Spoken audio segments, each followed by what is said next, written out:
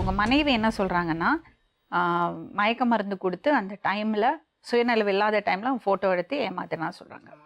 அந்த பையன் என்ன சொல்றான்னா, சரி.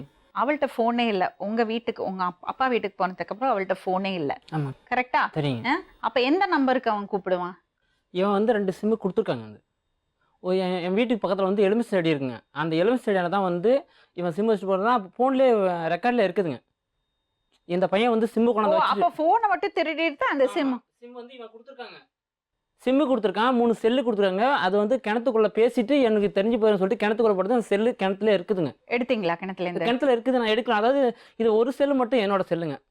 பேசிட்டு கிணத்துக்குள்ள போட்டிருக்காங்க. அது வந்து என்னோட செல்லு. இவன் வந்து செல்லு சார்ஜ் பண்ணி கூட வீட்ல சார்ஜ்லாம் எனக்கு தெரியாம போட முடியாதுங்க.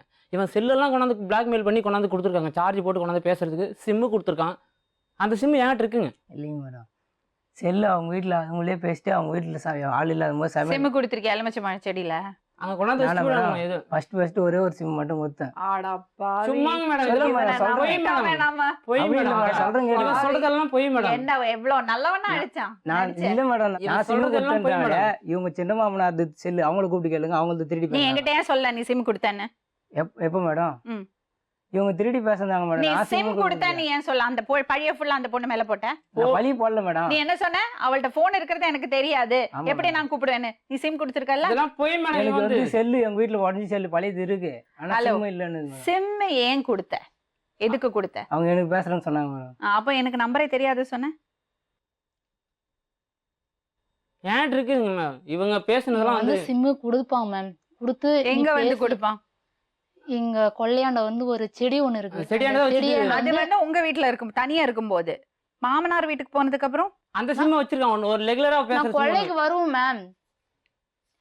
நேர்லயும் கொடுத்துருக்கான் மேம். நீ பேசி ஆகணும்னு சொல்லிட்டு நான் கொள்ளைக்கு மாடு கட்ட சரி, வருவேன். என்ன பிளாக்மெயில் பண்ணுவாரு அது மட்டும் சொல்லுங்க.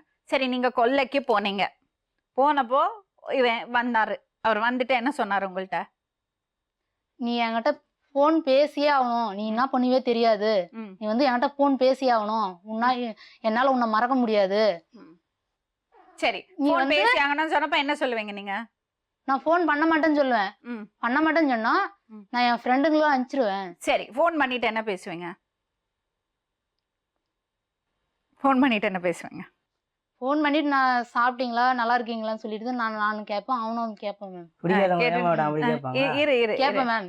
கேட்டு ஆனா நான் வந்து எந்த டச்சும் வந்து அதுக்கப்புறம் ஒரு 6 மாசம் ஆகுது. ம். உடம்பளவுல நான் இது பண்ணா கூட நான் வந்து டச்சை வச்சுக்கிறது இல்லை. நான் வந்து நான் பைத்தி வச்சேன் என்ன நான் பேச வர பத்தி.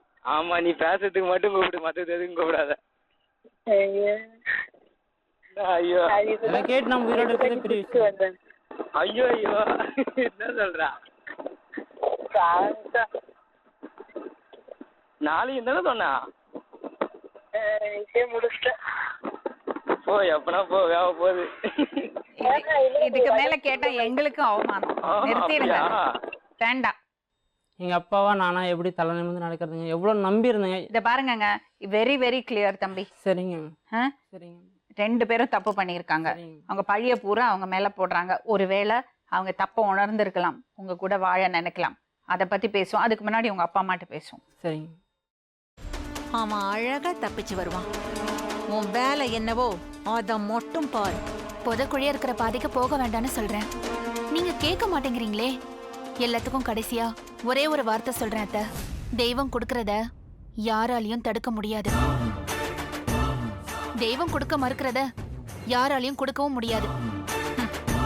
தங்கதுரைக்கான தண்டனை ஆண்டவனோட கைவசம் தயாரா இருக்கு. முடிஞ்சா நீங்க காப்பாத்திக்கோங்க. பிரியாணி பாத்திரத்தில் நெய், கடலை எண்ணெய், பட்டை, மராட்டி மொட்டு, கல்பாசி, ஏலக்காய், பிரியாணி இலை, வெங்காயம், பூண்டு, முந்திரி, பிரியாணி மசாலா, தக்காளி, கல் உப்பு, மஞ்சள் தூள், கொத்தமல்லி, புதினா சேர்த்து நன்கு வதக்கவும். பின்னர் மட்டன், தயிர், சிறிது தண்ணீர் ஊற்றி கலந்து அதனுடன் சீரகச் சம்பா அரிசி சேர்த்து கொதித்த பின் பச்சை மிளகாய், புதினா சேர்த்து இறுதியாக தம் போட்டு இறக்கினால் சுவையான கொங்கு நாடு வெள்ளை மட்டன் பிரியாணி தயார். இப்போ உனக்கு கால் உடைஞ்சிருக்கும். தனோ, பார்த்து சூதானமா நடந்துக்கோ. இந்த வீடு பயங்கரமான காடு மாதிரி, யாரு யாரு அழிப்பாங்கன்னே தெரியாது. அக்கா, இப்ப நான் என்னக்கா பண்றது? யோசிக்கவே யோசிக்காத. உன் புருஷன் தலையில நறுக்குன்னு 4 கொட்டு கொட்டி சம்மதிக்க வச்சிரு. புரியுதா? சரிக்கா. முதல்ல அந்த வேலையை பாரு. போ போ. செல்வி எங்க போயிருக்கான்னு சொல்லு. அதான் நீங்க சொன்னீங்களேம்மா, அவங்க அம்மா அப்பா வீட்டுக்கு போயிருக்காங்க.